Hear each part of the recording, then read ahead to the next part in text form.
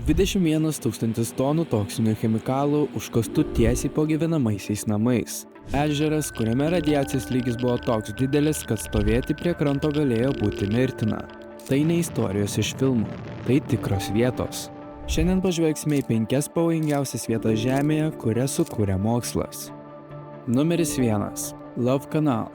1950-aisiais Niagaros krioklių regione Jungtinėse Amerikos valstijose pradėjo kurtis naujas gyvenamasis rajonas. Namai, mokykla, parkai – viskas atrodė kaip ramus amerikietiškas priemiestis. Tačiau po žeme slypėjo pavojinga paslaptis. Tarp 1940 ir 1950 metų chemijos kompanija Hooker Chemical šią vietą naudojo kaip pramoninių atliekų sąvartyną. Į seną kanalą buvo išpilta daugiau nei 21 000 tonų toksinių chemikalų, pesticidų, tirpiklių ir kitų pavojingų medžiagų. 1953 metais teritorija buvo parduota mokyklos valdybai už simbolinį $1, tačiau sutartyje buvo nurodyta, kad kompanija neprisiima atsakomybės už galimas pasekmes. Dešimtmečius viskas atrodė normalu, tačiau po stiprių liūčių chemikalai pradėjo kilti į paviršių. Į žemę sunkėsi mėlyni, žali ir juodi skysčiai, kurie pasirodydavo rūsiuose, kiemuose ir net vaikų žaidimų aikštelėse. Netrukus gyventojai pradėjo pastebėti rimtas pasekmes – dažnesnes ligas, persileidimus ir vaikų apsigimimus. Kai kurie tyrimai rodė, kad vienu laikotarpiu tik apie trečdalis nėštumų baigdavosi sveiko kūdikio gimimu. 1978 metais Jungtinėse Amerikos valstijose vyriausybė paskelbė federalinę ekstremalią situaciją, o šimtai šeimų buvo priverstos palikti savo namus. Love Canal tapo vienu garsiausių pavyzdžių pasaulyje, kaip pramonės atliekos gali sukurti katastrofą, kurios pasekmės išlieka dešimtmečius. Numeris 2. Karačiajaus ežeras. Uralo kalnuose, Rusijoje yra nedidelis ežeras, kuris ilgą laiką buvo laikomas viena radioaktyviausių vietų planetoje. Šaltojo karo metu netoli jo veikė slapta branduolinė gamykla Majak, kur buvo gaminamas plutonis branduoliniams ginklams. Tačiau kartu su ginklų gamyba atsirado ir kita problema – milžiniški kiekiai radioaktyvių atliekų. Sprendimas buvo paprastas ir pavojingas. Atliekos buvo tiesiog pilamos į šį ežerą. Per daugelį metų čia susikaupė milžiniškas radioaktyvių medžiagų kiekis. 1990 metais mokslininkai išmatavo radiacijos lygį apie 600 rentgenų per valandą. Palyginimui, natūralus radiacijos fonas paprastai siekia tik apie 1/100 rentgeno per valandą. 1967 metais po didelės sausros ežero vandens lygis smarkiai nukrito. Dalis radioaktyvaus dugno liko atvira, o vėjai išnešiojo užterštas dulkes net iki 75 km nuo ežero. Vėliau sovietų valdžia pradėjo ilgą projektą, siekdama sustabdyti taršą. Ežeras buvo dengiamas betono blokais ir žeme, kol 2015 metais buvo galutinai užkonservuotas. Tačiau po šiuo sluoksniu vis dar slypi viena pavojingiausių branduolinių atliekų vietų pasaulyje. Numeris 3. Vozroždenija sala. Šaltojo karo metais Sovietų sąjunga vykdė vieną slapčiausių biologinių ginklų programų pasaulyje. Viena svarbiausių vietų šiai programai buvo Vozroždenija sala Aralo jūroje. Dėl savo izoliuotos padėties čia buvo įkurta slapta karinė bazė Aralsk 7, kur mokslininkai testavo pavojingiausius patogenus, įskaitant juodligę, marą ir kitas infekcines ligas. Saloje veikia ir miestas Kantubekas, kuriame gyveno apie 1500 žmonių – mokslininkai, kariškiai ir jų šeimos. Šiandien tai apleistas miestas vaiduoklis. 1988 metais ši vieta tapo viena didžiausių biologinio ginklo kapinių pasaulyje. Čia buvo užkasta tarp 100 ir 200 tonų juodligės sporų. Tačiau vėliau atsirado netikėta problema. Dėl sovietinių drėkinimo projektų Aralo jūra pradėjo sparčiai džiūti ir 2001 metais sala susijungė su žemynu, tapdama pusiasaliu.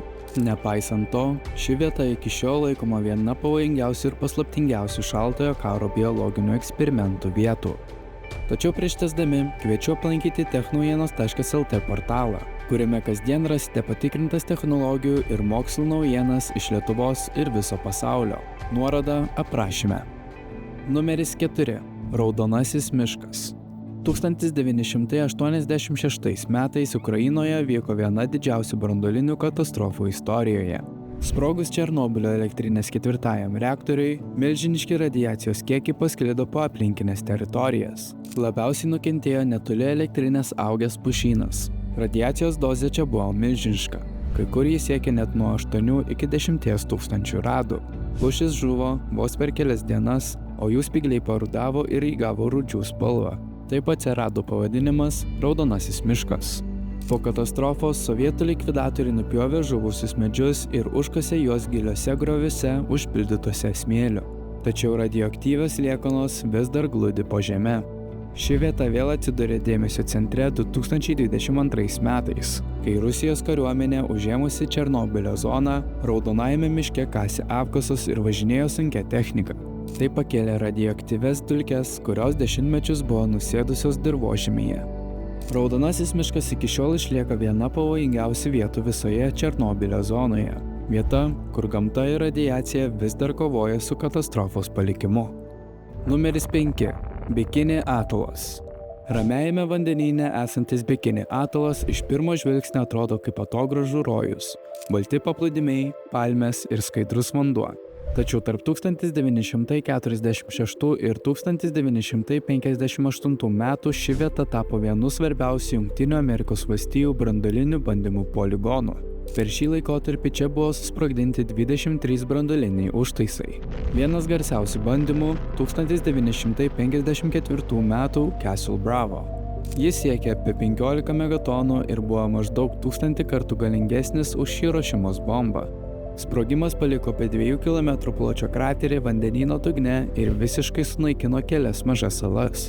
Nors šiandien atolas atrodo kaip tropinis rojus, dirvožemyje vis dar randama radioaktyvaus cezio 137, kuris kaupėsi augaluose, pavyzdžiui, kokosų palmėse.